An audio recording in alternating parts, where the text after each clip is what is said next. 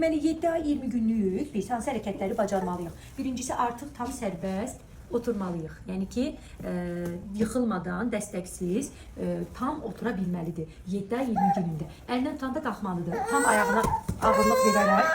Qalxmırsan, gəl uzaq qalxır. Ay, gəl. Ay, ayağını da basıb dura bilməlidir. Dura bilir. Haydi. De yerində fırlanmalıdır. Tam dönməlidir və yavaş-yavaş ağzı aşağı biz onu qoyanda əşyalara doğru sürünməlidir. Gəl.